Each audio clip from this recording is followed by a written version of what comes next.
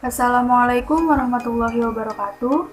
Saya mahasiswa dari Fakultas Ilmu Pendidikan, Program Studi S1 Pendidikan Ekonomi, Universitas Pancasakti Bekasi. Video ini dibuat guna untuk memenuhi tugas UAS semester genap mata kuliah Teori Ekonomi Makro dengan dosen pengampu saya yaitu Ibu Cynthia Anissa Rahman Putri, SPD MPDE. Pada video kali ini saya akan menjelaskan materi mengenai uang dan bank. Uang yaitu alat untuk mempermudah pertukaran atau money was made to facilitate business transaction yang secara umum dapat diterima di dalam bentuk pembelian barang-barang atau jasa-jasa serta untuk pembayaran utang. Alat pertukaran yang dapat disebut sebagai uang harus memiliki syarat sebagai berikut. Yang pertama, digemari atau diterima oleh umum. Yang kedua, mudah disimpan dan dipindah tangankan. Yang ketiga, tahan lama dan tidak lekas rusak. Yang keempat, dapat dibagi-bagi dan tidak mengurangi nilainya. Yang kelima, mempunyai nilai yang stabil dan tetap. Dan yang keenam, jumlahnya memenuhi kebutuhan. Fungsi uang dapat dibedakan menjadi fungsi asli dan fungsi turunan. Yang pertama itu fungsi uang. Fungsi uang terbagi menjadi dua, yaitu fungsi sebagai alat penukar, yaitu seorang nelayan yang menginginkan pakaian tidak perlu menukarkan ikannya dengan pakaian secara langsung. Nelayan tersebut dapat menjual ikannya terlebih dahulu, kemudian uang hasil penjualan ikan itu digunakan untuk membeli pakaian. Apabila belum ada uang, nelayan akan kesulitan menemukan orang yang bersedia menukarkan pakaiannya dengan ikan. Dan yang kedua, fungsinya itu sebagai satuan hitung. Untuk menyatakan berat suatu barang, kita dapat menggunakan satuan gram. Satuan meter untuk menyatakan satuan panjang suatu barang atau benda, satuan menit untuk menyatakan waktu, dan untuk menyatakan nilai suatu barang atau jasa digunakan satuan uang. Yang kedua, ada fungsi turunan. Fungsi turunan terbagi menjadi dua. Yang pertama, uang sebagai alat pembayaran, dan yang kedua, uang sebagai alat penimbun kekayaan. Selanjutnya, jenis-jenis uang. Yang pertama berdasarkan jenisnya, yaitu ada uang kartal, uang yang kita gunakan dalam kehidupan sehari-hari sebagai alat pembayaran yang sah berdasarkan undang-undang yang berlaku merupakan uang kartal. Contohnya itu uang kartal negara dan uang kartal bank. Yang kedua, uang giral. Uang giral dapat diartikan tagihan atau rekening di bank yang dapat digunakan sebagai alat pembayaran yang sah. Contohnya itu cek, biljet giro, telegraphic transfer, dan lain-lain. Selanjutnya, uang menurut nilainya terbagi menjadi dua. Yang pertama, uang penuh.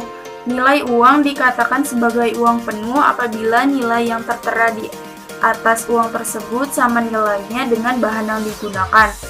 Yang kedua, uang tanda. Uang tanda adalah apabila nilai yang tertera di atas uang lebih tinggi dari nilai bahan yang digunakan untuk membuat uang, atau dengan kata lain nilai nominal lebih besar dari nilai intrinsik uang tersebut. Selanjutnya, uang menurut bahan pembuatannya. Terbagi menjadi dua. Yang pertama, uang logam. Uang logam adalah uang yang terbuat dari logam, biasanya dari emas atau perak karena kedua logam itu memiliki nilai yang cenderung tinggi dan stabil.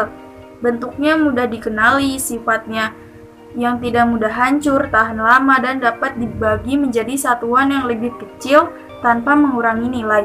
Dan yang kedua, uang kertas. Uang kertas adalah uang yang terbuat dari kertas dengan gambar dan cap tertentu dan merupakan alat pembayaran yang sah. Teori nilai uang terbagi menjadi tiga. Yang pertama, teori barang. Teori barang di dalam itu terdapat dua macam teori. Yang pertama, teori logam dan teori nilai batas. Yang kedua, teori nominalisme. Teori nominalisme terbagi menjadi 5 macam teori. Yang pertama, teori perjanjian. Yang kedua, teori kebiasaan, yang ketiga teori kenegaraan, yang keempat teori tuntutan, dan yang kelima teori realisme.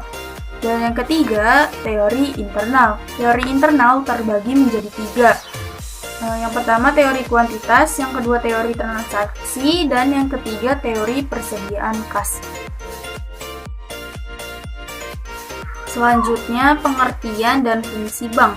Bank adalah badan usaha yang menghimpun dana dari masyarakat dalam bentuk simpanan dan menyalurkannya dalam bentuk kredit atau bentuk-bentuk lainnya.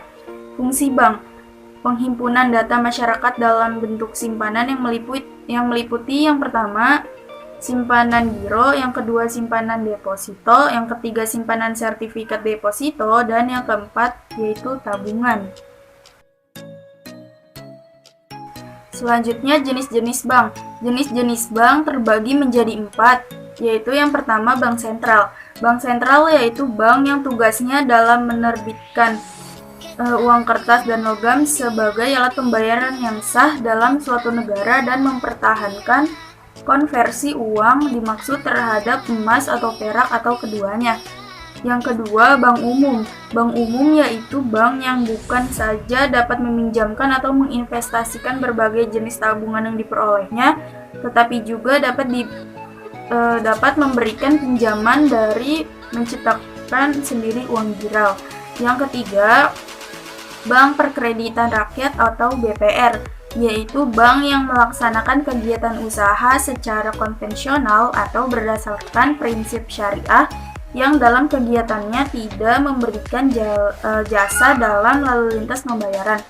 Dan yang keempat, bank syariah, yaitu bank yang beroperasi berdasarkan prinsip bagi hasil atau sesuai kaidah ajaran Islam tentang hukum riba. Sekian penjelasan materi pada video kali ini. Semoga bermanfaat. Wassalamualaikum warahmatullahi wabarakatuh.